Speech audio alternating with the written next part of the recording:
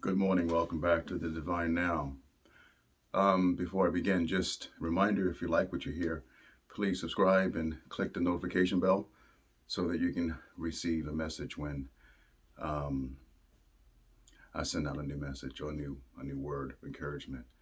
If I come across as winded, it's because I've been having some challenges since COVID with my lungs and have to see a pulmonologist to see what's going on.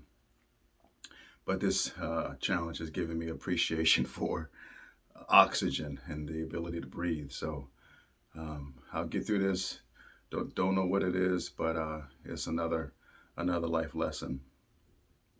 But as I was thinking about life lessons and challenges, I had a conversation with a good friend of mine last night, and she's really struggling with the concept of God because her daughter has been really suffering with a number of things. And as we were sitting at the bar last night, she just cried and was just angry and frustrated, trying to figure out why her daughter has to suffer.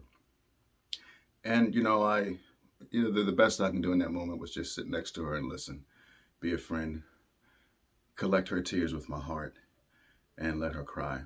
And but as I thought about it this morning, I began to realize that we don't get answers in this life. We don't get all of our whys answered, and that's painful sometimes. Is to not know, well, why? Why does this have to happen? I often think about massive events like the Holocaust or slavery or war, and the millions of lives that have been impacted by such massive events. And then we have events that we experience ourselves, like my mother passing away suddenly from cancer and suffering for 2 months, and me sort of me having to walk with her through that whole process as if I was dancing with darkness itself. And somehow, in the midst of all that, I discovered a love for my mom that I had never knew was there or never knew even was existed, and caring for her and her demise. And it always like this mystery, this weave of life that unfolds in front of us, and we don't get answers, but we do discover new things that come our way in the face of hard things. And for me, one of the greatest deaths that I've had to experience in the last few years was my death of religion or my death of Christianity, my death of my idea of what I thought God was or what I believed God to be.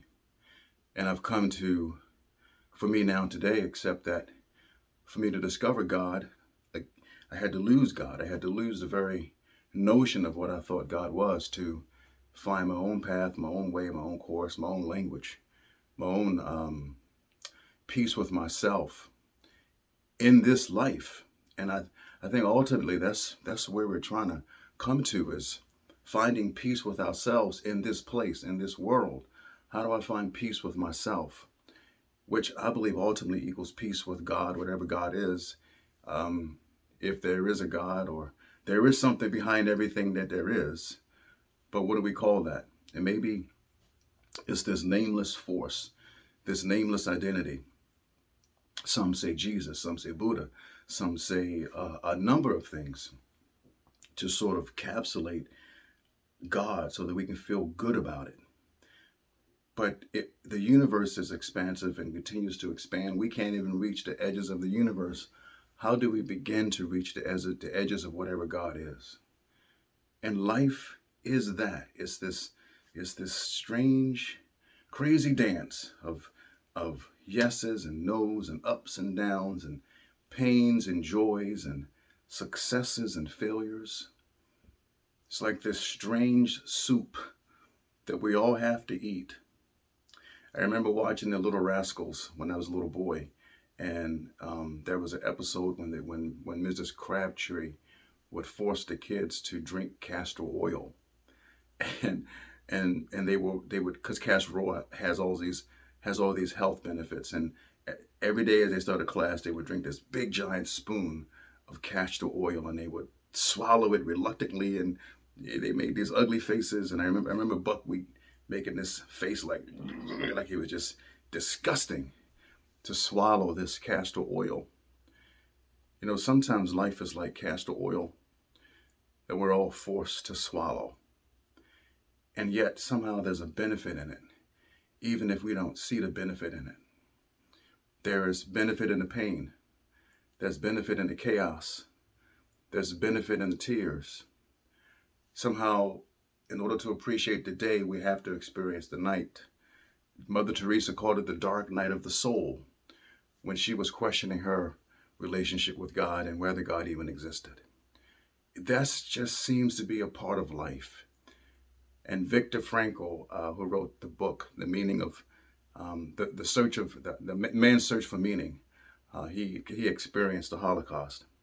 One of the things he said many things in that book, but one of the things he said is that the benefit of going through a trial or going through suffering is that you get to discover yourself. You get to see yourself in the mirror. You get to illuminate who you are. You get to sort of embrace, get in touch with, connect with the you that's buried beneath the surface, and it emerges anew. Somehow, I think that's what life does for us, and we all have to wrestle with it. The Bible says Jacob wrestled with God all night and won the battle, and in the morning he was given a new name. I believe that's a great story because it sort of signifies that we all have to wrestle with this dark figure that's somewhere in the mist, somewhere beyond us, but yet is in us at the same time as light. And how do we sort of wrap our minds around that? Maybe we don't. Maybe we let our minds unfold around it and we become what it is day to day. And we allow ourselves to learn to appreciate what is, the gifts that are in front of us, the gifts that are around us. We learn to forgive. We learn to let things go that don't matter. We learn to embrace the things that do matter. We learn to kiss the sunset as it rises, as it sets. We learn to appreciate the new dawns and the flowers around us, the people in our lives. We get to learn the precious gift of forgiveness and the power of letting things go. We open up in the morning and we allow the sun to seep into our being. We allow ourselves to come alive. And I don't want to say unfortunately, but it feels unfortunate that this is just what we sort of have to do in life, to sort of dance with the darkness until the music ceases and begins anew, and we discover ourselves, or we discover whatever we coin God to be, if we choose to. This is life. We choose to pivot. Which direction do we want to go in? Do we want to turn towards fear? Do we want to turn towards love? One of the things I reminded my friend was that I don't have all the answers, if any, but I'm here with you. I stand by you, and I love you. And sometimes that's the greatest gift that we can give to people, is our presence as they're wrestling with life. I hope this encourages you. I hope something I've said triggers something sweet inside of you. Be a blessing to someone. Be kind. Kindness is free, but it's one of the greatest wealths that we could ever dare possess. So give it away freely. Be at peace today. Namaste to you. Blessings.